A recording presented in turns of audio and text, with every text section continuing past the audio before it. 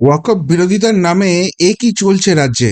মালদা, মুর্শিদাবাদ, দক্ষিণ চব্বিশ পরগনা, হুগলি প্রত্যেক জায়গা থেকে যে খবর উঠে আসছে তা রীতিমতো চমকে দেওয়ার মতো।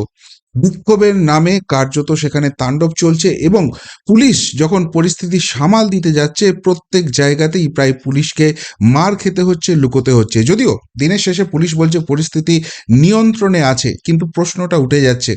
জঙ্গিপুর দেখিয়ে দিয়েছে যে এই প্রতিবাদ কতখানি অগ্নিগর্ভ পরিস্থিতি তৈরি করতে পারে। সেখানেও পুলিশের গাড়ি জ্বালিয়ে দেওয়া হয়েছিল, পুলিশের দিকে পাথর নিক্ষেপ করা হয়েছিল, কিন্তু সেই প্রসঙ্গে কোনো কি গ্রেপ্তারি হয়েছে এখন অবধি কিন্তু জানা যাচ্ছে না। শুধু পুলিশ একটা কথাই বলছে পরিস্থিতি নিয়ন্ত্রণে আছে, কিন্তু পরিস্থিতি নিয়ন্ত্রণে হলে সেখানে এখনো ইন্টারনেট কেন বন্ধ করতে হচ্ছে? কেন সেখানে ১৬৩ অর্থাৎ যেটা আগে ১৪৪ ধারা ছিল সেইটা জারি করে রাখতে হচ্ছে? এবং তার থেকেও বড় প্রশ্ন যেটা, প্রতিবাদ যেখানে এরকম অগ্নিগর্ভ পরিস্থিতি নিচ্ছে সেখানে পুলিশ এইসব প্রতিবাদ মিছিল অ্যালাউ করছে কি করে? বিরোধীরা যেখানে একটা কোনো রাজনৈতিক সভা করতে গেলে পুলিশ আটকে দেয়, হাইকোর্টে গিয়ে পারমিশন নিয়ে আসতে হয়, এবং সেখানে কারা মিছিলে থাকবে, কতজন থাকবে, কি ব্যাপার না ব্যাপার সমস্ত খুঁটিনাটি বেঁধে দেওয়ার পর আদালতের নির্দেশে বিরোধীরা সেই জিনিস করতে পারে। সেখানে জঙ্গিপুরের ওই কাণ্ড দেখার পর কালকে কলকাতা দেখা গেল।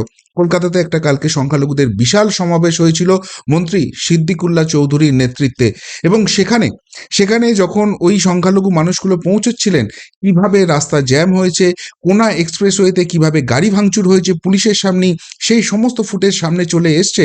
তারপরও পুলিশ প্রশাসন কিভাবে বারবার এইভাবে ব্যর্থ হচ্ছে? নাকি ওই সিদ্দিকুল্লাহ চৌধুরী যে কথাটি বলে দিয়েছেন সেটিই খাঁটি সত্য? কালকে যখন রাস্তায় প্রতিবাদের নামে বাস থেকে গেরুয়া ঝান্ডা নামিয়ে দেওয়া হচ্ছে, তারপরেও নাকি মুখ্যমন্ত্রী এই সমাবেশ দেখে খোদ সন্তুষ্ট, এবং তিনি বলেছেন যে তিনি একটি মোশন এনে বিধানসভাতে কেন্দ্র যে আইন প্রণয়ন করেছে সেই আইনকে তিনি আটকে দেবেন। অর্থাৎ কোথাও গিয়ে কি অনুপ্রাণিত হয়ে যাচ্ছেন সংখ্যালঘু সমাজ, এবং ওয়াকফ বিল নিয়ে একটা ভুল বার্তা যাচ্ছে যে জায়গা থেকে এই অগ্নিগর্ভ পরিস্থিতি তৈরি হয়ে যাচ্ছে? সেই প্রশ্নটা কিন্তু আজকে বিরোধীরা তুলে দিয়েছে। এক এক করে আপনাদের দেখাবো। প্রথমেই যে ঘটনাটা দেখাবো সেটা হচ্ছে মুর্শিদাবাদ, যেখানে জঙ্গিপুরে প্রথম ওয়াকফ নিয়ে এই রাজ্যে একটা ঝামেলার পরিস্থিতি তৈরি হয়েছিল। আজকে সুতি সুতি বলে যে জায়গাটি রয়েছে সেখানে কিন্তু এই ধরনের ঘটনা ঘটেছে। এমনকি পুলিশের দিকে বোমাবাজির অভিযোগ উঠেছে, বোমাবাজির পাল্টা লাঠিচার্জ, ফের অগ্নিগর্ভ সুতি, ওয়াকফ আইন বিরোধী মিছিলে আবারও উত্তেজনা। কি ঘটনা ঘটেছে মিডিয়ার রিপোর্ট থেকে একদম আমি কোট আনকোট আপনাদের পড়ে শোনাচ্ছি। আনন্দবাজার রিপোর্ট দিচ্ছে, সেখানে বলা হচ্ছে আবার রণক্ষেত্রের আকার নিল মুর্শিদাবাদের সুতি থানার সাজুর মোড় এলাকা।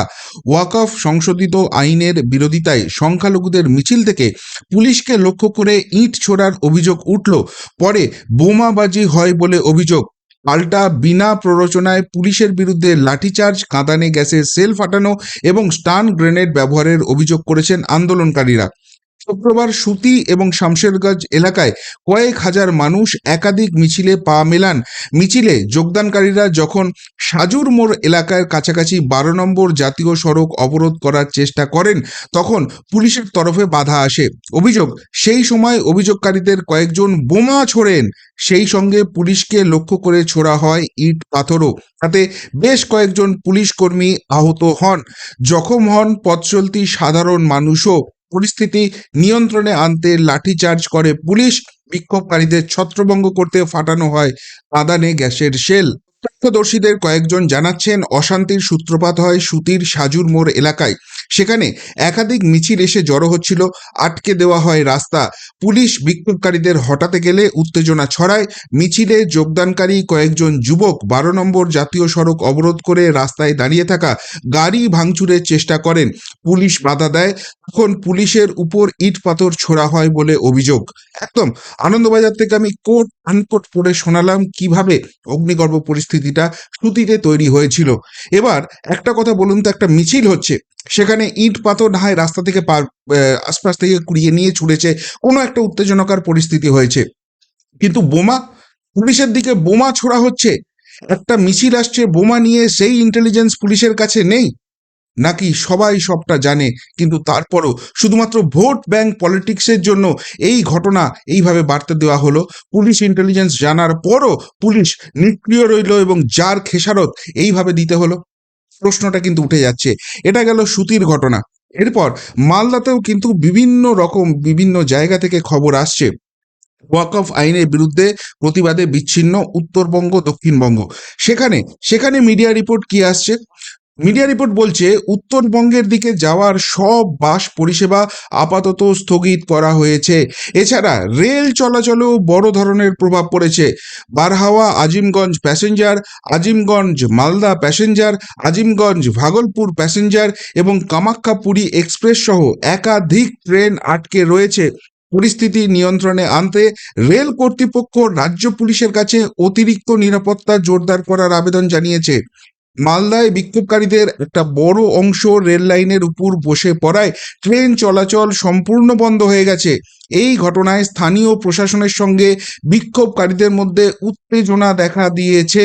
সেখানেও নাকি ইন্টারনেট বন্ধ হয়ে গেছে, খুব বেশি খবর আসছে না, কিন্তু যে খবরগুলো আসছে সেগুলো ভেরিফাই করার পর যদি সামনে নিয়ে আসা হয় সেখানেও কিন্তু মারাত্মক ছবি, পুলিশের মার খাওয়ার ছবি সেখান থেকেও নাকি উঠে আসছে। রাজ্যের বিভিন্ন স্থানে বাস টার্মিনালগুলিতে যাত্রীরা আটকে পড়েছেন। উত্তরবঙ্গগামী বাসগুলি স্থগিত থাকায় অনেকে গন্তব্যে পৌঁছতে পারছেন না। একইভাবে ট্রেন আটকে থাকায় হাজার হাজার যাত্রী স্টেশনে অপেক্ষা করছেন। রেল কর্তৃপক্ষ জানিয়েছেন পরিস্থিতি স্বাভাবিক না হওয়া পর্যন্ত ট্রেন চলাচল শুরু করা সম্ভব হবে না। অর্থাৎ সেই সিএ সময়ে যেরকম বিধ্বংসী আন্দোলন দেখা গিয়েছিল, যেখানে রেল গাড়ি পুড়িয়ে দেওয়া হয়েছিল, রেল স্টেশন পুড়িয়ে দেওয়া হয়েছিল, বাস পুড়িয়ে দেওয়া হয়েছিল, পাবলিক প্রপার্টি কার্যত ধ্বংস করা হয়েছিল, কিন্তু তারপরও কোনো মেজারিং স্টেপ হয়নি। সেই একই দিকে যেন পরিস্থিতি যাচ্ছে এবং রাজ্য সরকার, রাজ্য পুলিশ, রাজ্য প্রশাসন কার্যত চুপ করে বসে আছে। এতগুলো মানুষ হেনস্থার শিকার হচ্ছেন। হ্যাঁ, প্রতিবাদ থাকতেই পারে, গণতান্ত্রিক পদ্ধতি থেকেও প্রতিবাদ করতেই পারেন, কিন্তু তার ফলশ্রুতি হিসেবে মানুষকে এইভাবে খেসারত দিতে হবে? এই যে উত্তরবঙ্গের ঘটনা যেরকম গেল, এবার দক্ষিণবঙ্গের দিকে আপনাদের দৃষ্টিটা একটু নিয়ে আসি। ওয়াকফ সংশোধনী আইনের প্রতিবাদের গুন্ডামি, জঙ্গিপুরের পর আমতলায় মার খেলো পুলিশ। দক্ষিণ চব্বিশ পরগনার ঘটনা, সেখানে কি ঘটনা ঘটেছে বলা হচ্ছে, আমি আবারও মিডিয়া থেকে কোট আনকোট রিপোর্ট পড়ছি, এটা আমার নিজস্ব রিপোর্ট নয়। সেখানে কি বলছে, ওয়াকফ সংশোধনী আইনের প্রতিবাদে রণক্ষেত্র দক্ষিণ চব্বিশ পরগনার আমতলা, ভাঙচুর চালানো হয় পুলিশের গাড়িতে, আক্রান্ত হন উর্দিধারীরা। শুক্রবার আমতলায় ওয়াকফ সংশোধনী আইনের প্রতিবাদে রাস্তায় নামে জনতা। সড়ক অবরোধ করে বিক্ষোভকারীরা, শুধুমাত্র অ্যাম্বুলেন্সকে ছাড় দেওয়া হয়, বাকি যান চলাচল পুরোপুরি বন্ধ ছিল। সেই হঠাৎ পরিস্থিতি উত্তপ্ত হয়ে ওঠে, ভাঙচুর চালানো হয় পুলিশের গাড়িতে। যদিও পুলিশ শেষ অবধি জানিয়েছে পরিস্থিতি এখন নাকি নিয়ন্ত্রণে আছে, কিন্তু এমন পরিস্থিতি হচ্ছে যেখানে পুলিশের গাড়িতেই ভাঙচুর চালানো হচ্ছে। তাহলে সেই পরিস্থিতি এলো কেন? পুলিশ ইন্টেলিজেন্স এখানে কি করছিল? একটা প্রতিবাদ মিছিল এমন জায়গায় চলে যাচ্ছে যেখানে ভাঙচুর করা হচ্ছে, এবং প্রত্যেকটা জায়গা থেকেই দেখুন পুলিশের উপর আক্রমণ, পুলিশ মার খাচ্ছে, এই এই খবরই কিন্তু আসছে। কিন্তু তারপরও এই পুলিশ ইন্টেলিজেন্স কি করছে? এই সব মিছিলকে অ্যালাউ করছে কি করে এখন? ইমিডিয়েটলি তো এগুলো স্টপ করার জায়গা আছে। যাই হোক, আমি আপনাদের দেখালাম এটা দক্ষিণ চব্বিশ পরগনার ঘটনা। এবার এবার আপনাদের হুগলির ঘটনাটা একটু দেখায়। যদিও সেখানে মিডিয়া রিপোর্ট আবার বলছে এটা সরাসরি ওয়াকফ বিল নয়, এটার সঙ্গে আবার রামনবমীরও একটা সম্পর্ক রয়েছে, এবং দুই গোষ্ঠীর সংঘর্ষে তেতে উঠল চাঁদদানি, পুলিশের উপর হামলা। সেখানে কি ছবি উঠে আসছে? চাঁদদানিতে যেটা বলা হচ্ছে, দুই গোষ্ঠীর সংঘর্ষে তুমুল উত্তেজনা ছড়ালো চাঁদদানিতে। দীর্ঘক্ষণ ধরে রাস্তা অবরোধ হয়, অবরোধ হঠাতে লাঠিচার্জ করে পুলিশ। রামনবমীর শোভাযাত্রা থেকে অশান্তির সূত্রপাত। ওই দিনের একটি ভিডিও ভাইরাল হতেই এদিন উত্তেজনা ছড়ায়। বাসিন্দাদের অভিযোগ, 4 নম্বর ওয়ার্ডে বেশ কয়েকটি দোকান, বাড়ি, গাড়ি ভাঙচুর করেছে দুষ্কৃতীরা। চাঁদদানি পুলিশ ফাঁড়ি ও পলতা ঘাটে জিটি রোড অবরোধ করেন স্থানীয়রা। গুরুত্বপূর্ণ রাস্তায় বন্ধ হয়ে যায় যান চলাচল। গুরুত্বপূর্ণ রাস্তা দীর্ঘক্ষণ অবরুদ্ধ হয়ে থাকায় পুলিশ বারবার অবরোধকারীদের সরে যেতে অনুরোধ করে, কিন্তু কেউ কথা কানে তোলেনি। উপরন্তু পুলিশ আক্রমণের নিশানা হয়। পরিস্থিতি নিয়ন্ত্রণে আনতে পুলিশ লাঠি চার্জ করে। এই হচ্ছে পরিস্থিতি। আপাতত 4টে জায়গার খবর আপনাদের দেখালাম, কিন্তু যা খবর আসছে এইরকম প্রতিবাদ এবং সেইখান থেকে অগ্নিগর্ভ পরিস্থিতি রাজ্যের আরও বিভিন্ন প্রান্তে হচ্ছে। বহু জায়গায় 163 ধারা, মানে যেটা আগে 144 ছিল, সেইটা কিন্তু চালু করে দিতে হচ্ছে, ইন্টারনেট বন্ধ হয়ে যাচ্ছে। এবার প্রশ্নটা হচ্ছে, প্রত্যেক জায়গাতেই ম্যাক্সিমাম ক্ষেত্রেই দেখা যাচ্ছে এটা ওয়াকফের প্রতিবাদের নামে বড় বড় মিছিল আসছে, এবং সেই মিছিল মূলত ট্রেন চলাচল, জাতীয় সড়ক চলাচল এইগুলো বন্ধ করে দিতে চাইছে, এবং পুলিশ নাকি তখন আটকাতে চাইছে, পুলিশের উপর আক্রমণ হচ্ছে, পুলিশ লাঠিচার্জ করছে, এবং পরিস্থিতি আরও অগ্নিগর্ভ পরিস্থিতি হচ্ছে। এখন এখানেই তো প্রশ্নটা উঠছে যে রাজ্যের মুখ্যমন্ত্রী এই সময় অভিভাবকের মতো এগিয়ে এসে রাজ্যবাসীর সামনে তিনি ওপেন কোনো রকম কোনো কিছু আবেদন কেন জানাচ্ছেন না? যে ওয়াকফ বিল যেটা হয়েছে সেটা অলরেডি কেন্দ্র আইন করে দিয়েছে, সেখানে দীর্ঘ ডিসকাশন হয়েছে, ওয়াকফ বিলে অ্যাকচুয়ালি কি আছে সেইটা মানুষের সামনে তিনি যদি নিয়ে আসেন, তার বক্তব্য তো মানুষ আরো বেশি করে শুনবে, বেশি করে বুঝবে, এবং এখান থেকে সত্যিই প্রতিবাদের কোনো জায়গা আছে কিনা সেই জায়গাটা স্পষ্ট হয়ে যাবে। ২ নম্বর কথা, যে এই রকম যদি অগ্নিগর্ভ পরিস্থিতি হয়, সেখানে রাজ্যের সম্পত্তি, জনগণের সম্পত্তি সেইটা নষ্ট হচ্ছে, এবং একটি বিশেষ সম্প্রদায়ের ভাবমূর্তি সেটা কিন্তু নষ্ট হচ্ছে। কিছুতেই রাজ্যের আইন শৃঙ্খলা পরিস্থিতি এইভাবে অবনতি হতে দেওয়া যায় না। আপনারা ধৈর্য ধরে থাকুন। এবং তার থেকেও গুরুত্বপূর্ণ কথা, এইভাবে আন্দোলন, প্রতিবাদ এবং সেখান থেকে অগ্নিগর্ভ পরিস্থিতি করে দিয়ে এই ওয়াকফ আইন কি পাল্টানো যাবে? ওয়াকফ আইন একমাত্র পাল্টানোর জায়গা রয়েছে আইনি পদ্ধতিতেই, এবং সেই নিয়ে সুপ্রিম কোর্টে ইতিমধ্যেই মামলা হয়ে গেছে, যে মামলা শুনানি হবে। কিন্তু তার আগে এইরকম অগ্নিগর্ভ পরিস্থিতি কেন করা হচ্ছে? এই ধরনের ঘটনা ঘটলে তাতে তো ক্ষতিই হচ্ছে মানুষের। এই আবেদন নিয়ে মাননীয় মুখ্যমন্ত্রী কেন সামনে আসছেন না? এবং তার থেকেও বড় কথা, এই ওয়াকফ আইন এটা তো সারা ভারতবর্ষে প্রযোজ্য।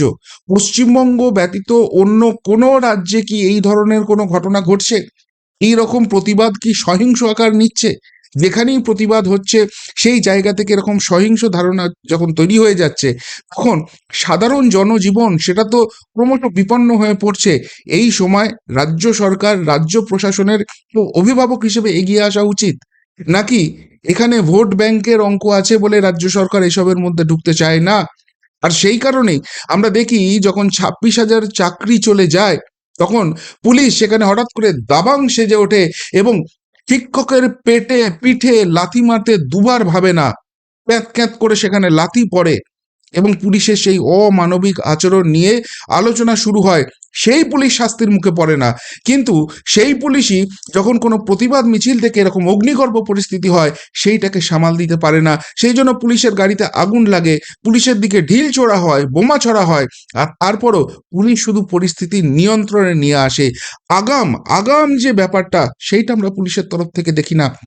সব মিলিয়ে রাজ্যের যে পরিস্থিতি হচ্ছে ওয়াকফ প্রতিবাদের নামে, সেই জায়গায় রাজ্য প্রশাসন, তাদের ভূমিকা আরো আরো জোরদার হওয়ার দরকার হয়ে পড়েছে। এই দাবি কিন্তু সাধারণের তরফ থেকে উঠে আসছে, কিন্তু রাজ্য সরকারের সেই ভূমিকা এখনো কিন্তু চোখে পড়ছে না, যে কারণে রাজ্যের বিভিন্ন অংশ থেকে এই ছবি কিন্তু উঠে আসছে। কি বলবেন ওয়াকফ প্রতিবাদ নিয়ে? এই প্রত্যেক জায়গাতেই প্রায় পুলিশের মার খাওয়ার ঘটনা, তাদের গালি জ্বালিয়ে দেওয়া, তাদের উপর বোমা পড়া, এই যে খবর আসছে, এটা কি সামগ্রিকভাবে পশ্চিমবঙ্গের ভাবমূর্তি ক্ষুণ্ণ হচ্ছে না?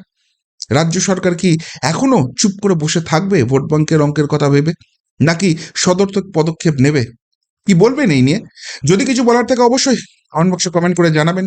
এখনকার মতো এখানেই শেষ করলাম, ফেরত আসছি নতুন প্রতিবেদন নিয়ে খুব তাড়াতাড়ি। ভালো থাকবেন, সাথে থাকবেন, পাশে থাকবেন। নমস্কার।